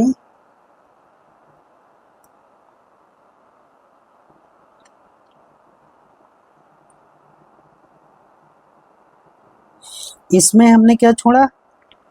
1 2 वाले को छोड़ दिया। ठीक है, इसमें हमने 1 वाले को छोड़ दिया, इसमें 5 को छोड़ दिया, तीनों तो छोड़ चुके हैं एक एक बार। ठीक है, एक टोटल वाला हो जाएगा कौन सा? 5 1 2 और 1 2। ठीक है, ये बन गया। फिर चेक कर लें, 1 2 3 4 5 6 7 8 9 10 11 12 13 14 15, एक कोई छूट रहा है, उसको चेक कर लेंगे अभी। अब चेक करने में टाइम लगेगा, बाकी आप समझ तो रहे ही हैं। सिंगल वाला हो गया, ये तो 5 हो गया, सिंगल सिंगल वाले चारों हो गए। फिर डबल के साथ देखें, 5 के साथ 1, 5 के साथ 2 और 5 के साथ 1 2 हो गया। ठीक है, अब 1 के साथ करेंगे तो 1 के आगे 2 लगे हैं, 1 के साथ 2 और 1 के साथ 1 2। ठीक है, 2 हो गए इसके साथ। फिर 2 के आगे एक ही लगा है। ठीक है, ये हो गया।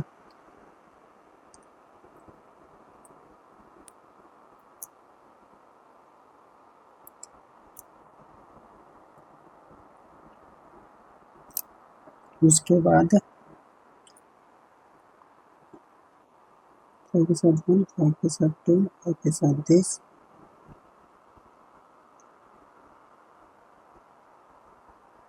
हो गया, तो 1 हो गया। छूट क्यों रहा है भाई?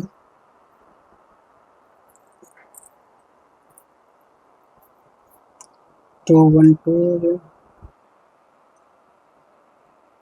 देखिएगा दोस्तों, जैसे हमारे पास एक ये 1 2 एक सेट था, इस 1 2 सेट के हमने सबसेट लिखे तो 4 हो गए, एक तो नल सेट, एक 1 वाला, 1 1 वाले 2 और ये हो गया। ठीक है, अब इसका पावर सेट लिखना, तो इसी को हमने करली ब्रैकेट के अंदर बंद कर दिया। ठीक है, अब इसका हमने क्या करना है?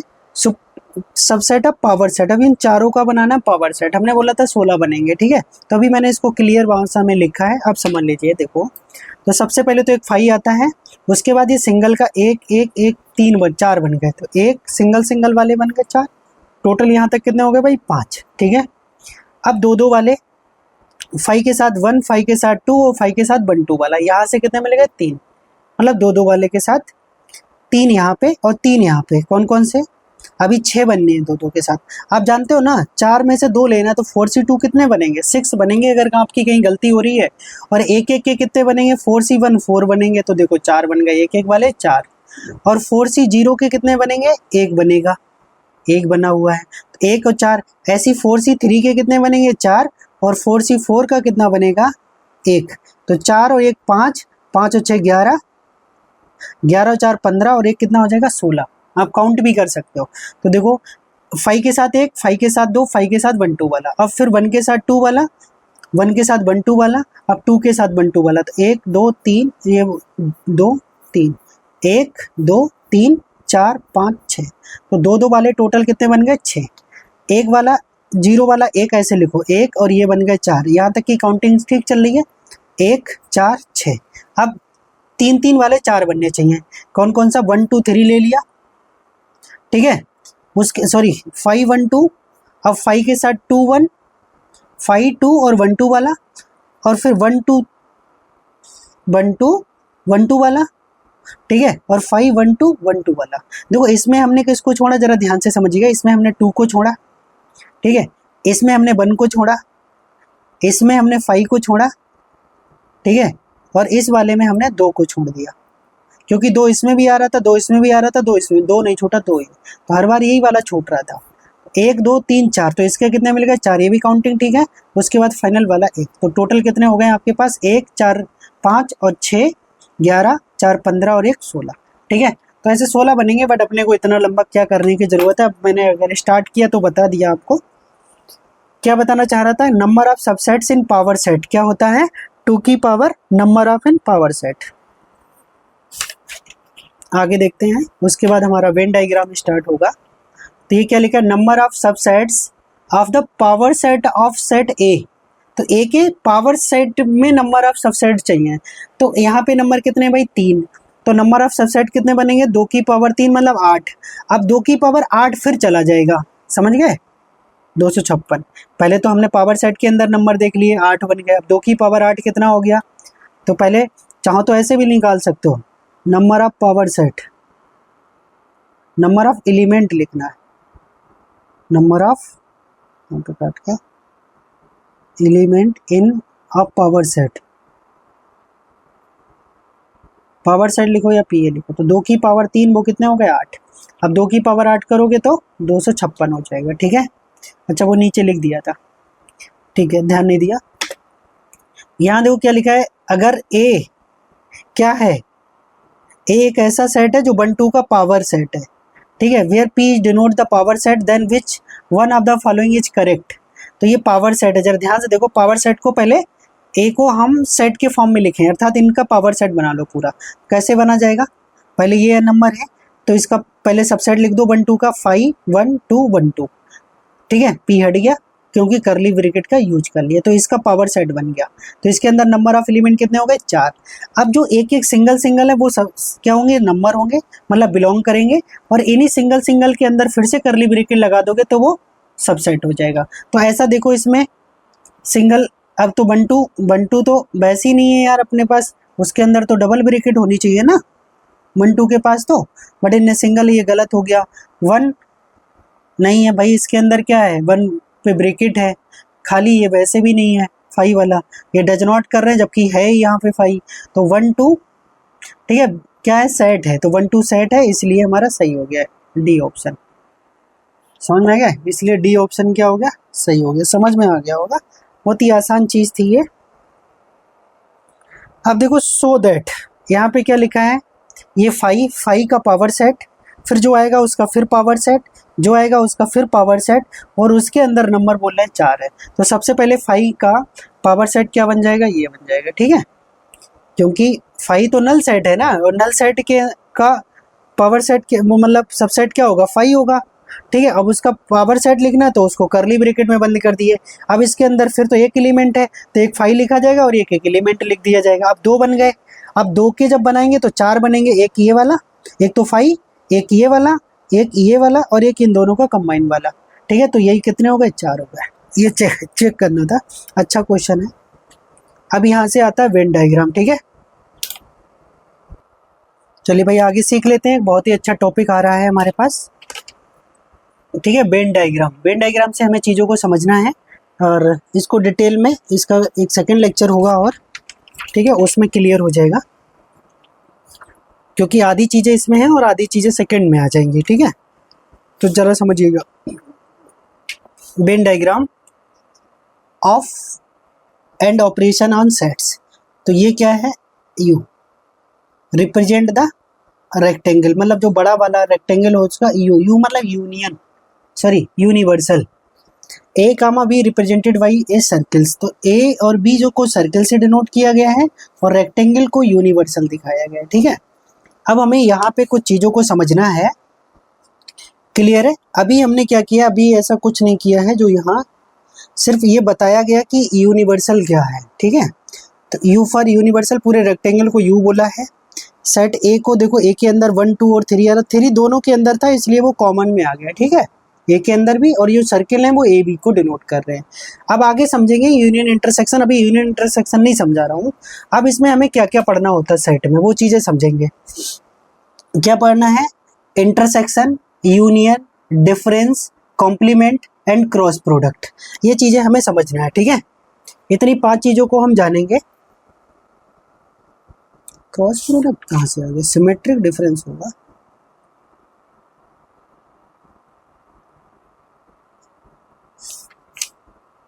चलिए आगे भी तो आएगा ही क्रॉस प्रोडक्ट। तो सबसे पहले हम बात करते हैं यूनियन क्या होता है, यहीं से समझ लेंगे। देखो ए के अंदर कितने यू फॉर यूनिवर्सल सेट 1 2 3 4 5 6 7 8 पूरे यू के अंदर आ जाएंगे ये सारे के सारे एलिमेंट। ठीक है, ये यू मतलब टोटल। अब ए के अंदर 1 2 3 है और बी के अंदर 2 3 2 4 6 है, तो यूनियन के अंदर बता रहे 1 2 3 4 और 6 आ जाएगा। ठीक है, अब कैसे आ जाएगा जरा ध्यान से देखेंगे, एक बार मैं बना के दिखा देता हूँ। सेट ए है जो उसके अंदर है भाई 1 2 और 3, और सेट बी के अंदर है हमारे पास 2 4 6। यूनियन का मतलब क्या होता है, यूनियन का मतलब होता है कि सारे के सारे जो एलिमेंट हैं वो ए के और बी के सब लिखे जाएंगे। देखो 1 इसमें है, 2 3 4 6, मतलब समझ में आया। यूनियन का कहने का मतलब ये होता है कि सबका कंबाइन करके लिख दो। अगर कोई एलिमेंट दोनों में है तो एक बार लिखना है, जैसे 2 इसमें भी था 2 इसमें भी था। ठीक है, तो एक बार लिखना है, ये नहीं कि दोनों बार लिखने हैं। मतलब इसके भी सारे एलिमेंट होंगे और इसके भी सारे एलिमेंट, मतलब यूनियन एक ऐसा सेट होता है जिसमें दोनों के सभी एलिमेंट होते हैं। अब ये बनता कैसे है, जैसे मान लो, ठीक है, तो सबसे पहले एक इंटरसेक्शन भी समझा देते, इसी का इंटरसेक्शन भी समझ लो। इंटरसेक्शन का क्या मतलब होता है, इंटरसेक्शन का मतलब होता है दोनों में कॉमन एलिमेंट। तो इसमें 2 है और इसमें भी 2 है, इसका मतलब इंटरसेक्शन में कितना आएगा, सिर्फ 2 आएगा।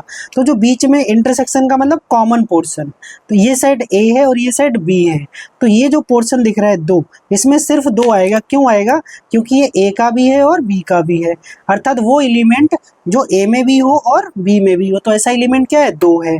तो ये हमारा कहलाएगा ए इंटरसेक्शन बी वाला पार्ट कहलाएगा। ठीक है, अब देखो 2 हमारा आ चुका है, दोनों के अंदर भर चुके हैं हम पहले से ही, 2 भर दिया है। अब एक के अंदर क्या क्या बचा, ये देखो पूरा गोला जो है वो ए का है और एक के अंदर 2 आ चुका, तो क्या बचा 1 और 3। अब एक के गोले में देखो 1 2 3 तीनों आ गए। अब बी के गोले में 2 भर चुके हैं, बी के गोले का भी है ये, देखो ध्यान से 4 और 6 बचा, 4 और 6 लिख दिया।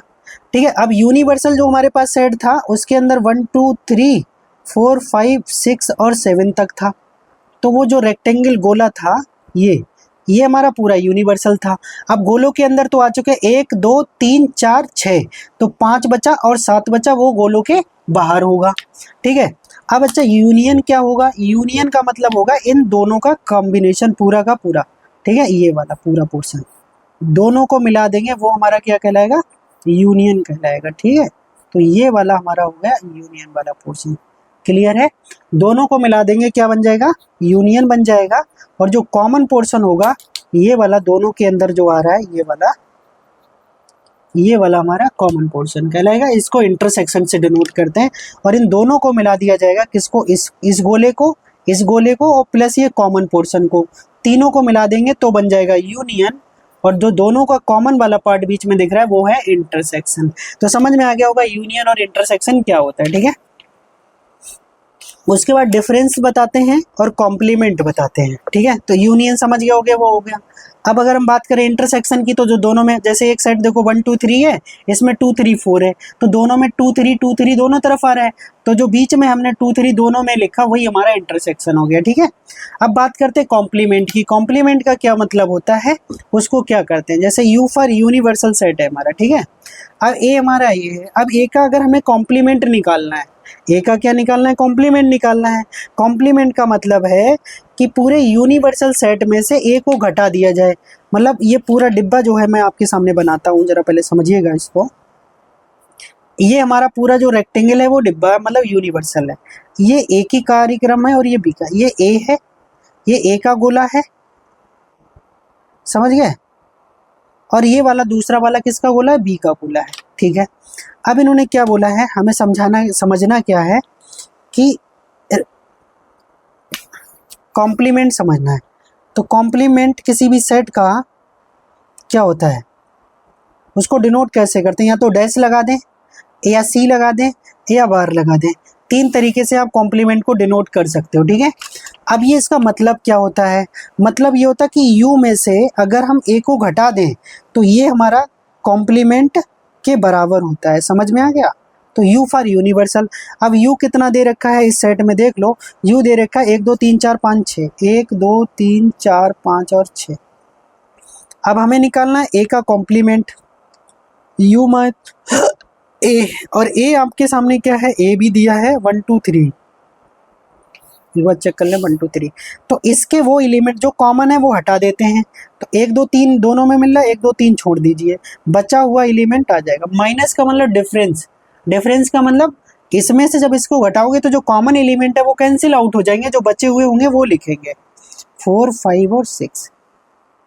अब जरा ध्यान से देखो, इसी गोले के अंदर मैं बात करूं तो 4 5 6 वो एलिमेंट है जो कहाँ नहीं होंगे? ए के अंदर नहीं होंगे, अर्थात ए वाले को हटा दिया गया। तो कौन सा कॉम्प्लीमेंट कहलाएगा? मतलब ए वाले पोर्शन को छोड़ना स्टार्ट कर दीजिए, ये वाला। ए को छोड़ के जो भी भाग होगा वो हमारा क्या कहलाएगा? ए का कॉम्प्लीमेंट कहलाएगा, ठीक है? ए वाला पोर्शन नहीं होना चाहिए बिल्कुल भी। तो समझ में आया? केवल ए के गोलों को छोड़ के जो भी बचा है वो हमारा कॉम्प्लीमेंट ऑफ ए है। क्लियर है? समझ आ गया होगा, ठीक है? तो दिस कॉल्ड, ये वाला जो गोला बीच वाला बचा है ये हमारा कॉम्प्लीमेंट है, ठीक है? और 4 5 6 की अगर हम बात भी करेंगे तो इस गोले में नहीं आएगा। देखो अब जरा ध्यान से देखो, बी के अंदर, बी अभी सेट लिया नहीं था, बी की अगर कोई सेट ले लेते तो उसको भी मान लो, बी हमने यहाँ पे एक कोई सेट मान लिया 2 3 मान लो, कोई दिक्कत नहीं, 2 और 3। तो अब 2 3 तो इसके अंदर है ही, या एक और ले लो इसके अंदर, 2 3 5 ले लो, 2 3 5। तो 2 3 तो कॉमन में आ जाता, तो वो तो हमें लिखना ही नहीं है। हमें क्या बचा है? सिर्फ 5। तो 5 वाला पार्ट होता, 5 इधर होता, ठीक है? और 6 कहाँ होता? बाहर होता, ठीक है? और 2 3 कहाँ पे आता? इन कॉमन पोर्शन में आ जाता। और 1 के अंदर हमारा 1 इधर आ जाता, ठीक है? तो ये कुछ भी नहीं, ये वाला पूरा पोर्शन छोड़ दीजिए, वो हमारा कॉम्प्लीमेंट कहलाएगा ए का। अच्छा, डिफरेंस क्या होता है? जो अभी घटाना बताए थे वही डिफरेंस होता है। जैसे इसी साइड से ही देख लो, ए यूनिवर्सल के अंदर ये है, ए बी है, तो यहाँ पे क्या लिखा? ए माइनस बी लिखा है। अर्थात ए के वो एलिमेंट जो बी में ना हो, और बी में से ए घटाएंगे तो बी के वो एलिमेंट जो ए में ना हो। और ए minus B minus a always equal नहीं होता है। अब जरा समझ लीजिए, इनके अकॉर्डिंग ही एक यूनिवर्सल सेट लिख लेते हैं। क्या है? 1 2 3 4 5 6 7 8 9 10। तो 1 2 3 4 5 6 7 8 9 और 10। ए जो एलिमेंट है वो क्या है हमारा? 1 2 3 4 5, 1 2 3 4 5। और V जो एलिमेंट है 2 4 6 8 2 4 6 8 और 10। अब मान लो हमें A में से B घटाना है, तो A के वो एलिमेंट जो B में ना हो, तो ऐसे A के कौन से एलिमेंट है जो B में नहीं है? एक तो 1 नहीं है, उसके बाद 3 नहीं है और उसके बाद 5 नहीं है। ठीक है, अब B में से A को घटाएंगे तो B के वो एलिमेंट जो A में ना हो, तो क्या नहीं है? एक तो 2 भी है, 4 भी है, 6 नहीं है, 8 नहीं है और 10 नहीं है। समझ में आ गया? अब ये होता क्या वो समझ लो, ये समझ लो A है और ये B है और ये पूरा यूनिवर्सल है। ठीक है, अब पहले वाले हम कॉमन वाले सजा दें, तो कॉमन में हमारे, अच्छा कॉमन भी निकाल लो इसका। कॉमन का मतलब इंटरसेक्शन क्या होगा? इंटरसेक्शन में देखो कौन कौन से एलिमेंट, 2 4 इसमें भी है और 2 4 इसमें भी है, तो इंटरसेक्शन में आएगा 2 4। तो सबसे पहले कॉमन वाला एलिमेंट सजाया जाता है। ठीक है, 2 4 सजा दिया। उसके बाद A के अंदर कितना था? 1 2 3 4 5 था, तो 2 4 आ गया, 1 3 और 5 बचा। ठीक है, और 1 3 5 ही हमारा क्या है? 1 3 5 ही हमारा A माइनस बी। इसका मतलब A माइनस बी ये वाला होगा, सिर्फ इधर वाला, कॉमन वाला पोर्शन नहीं, इधर वाला। तो ये वाला पोर्शन जो है वो A माइनस बी है। क्लियर हो गया? अब देखो B वाले को सजाओ, 2 4 6 8 10, 2 4 6 8 10, तो 2 4 पहले से आ चुका, 6 8 10 इधर बचा होगा। तो ये वाला जो पोर्शन इधर वाला बच रहा है कॉमन वाले को छोड़ के, तो ये वाला जो पोर्शन है इधर वाला, ये है B माइनस ए। समझ गए? और जो बीच में लिखा है ये है A इंटरसेक्शन V। क्या है? A intersection V। अब यहीं पे आपको हम समझा देते हैं, सिमेट्रिक डिफरेंस भी समझा देते हैं। तो ये समझ गए। अब यूनिवर्सल सेट में अब देखो क्या क्या आ चुका, 1 2 3 4 5 6 8 और 10, तो 7 बचा है और 9 बचा है। तो 7 और 9 कहाँ दिख रहे होंगे? बाहर दिख रहे होंगे। ठीक है, 7 और 9 बाहर होंगे। अब ये चीज आ गई। अब देखो A minus B, B minus A दोनों अलग अलग हैं, तो ये इक्वल नहीं है। क्लियर है? उसके बाद अगर हम बात करें, इंटरसेक्शन तो निकाल ही लिया है, यहीं पे बात कर लेंगे सिमेट्रिक डिफरेंस की। तो सिमेट्रिक डिफरेंस क्या होता है? सिमेट्रिक डिफरेंस जो होता है उसको हम डिनोट करते हैं A डेल B। ये होता है, ये जो साइन है ये है हमारा सिमेट्रिक डिफरेंस का। सिमेट्रिक डिफरेंस, ये सिमेट्रिक डिफरेंस क्या होता है? सिमेट्रिक, जैसे A माइनस बी और B माइनस ए, इनका क्या कर लो? यूनियन कर लो, A माइनस बी और B माइनस ए का। अब देखो ये वाला पार्ट हमारा A माइनस बी है, ये वाला A माइनस बी और ये B माइनस ए, तो ये वाला पोर्शन और इस पोर्शन, इन दोनों का क्या कर ले? यूनियन कर ले। इन दोनों का यूनियन मिला के बस ये कॉमन वाले पोर्शन को छोड़ दो, बाकी जो पोर्शन है ये पोर्शन प्लस ये पोर्शन, ठीक है, कॉमन वाले को छोड़ दो, वो कहलाता है सिमेट्रिक।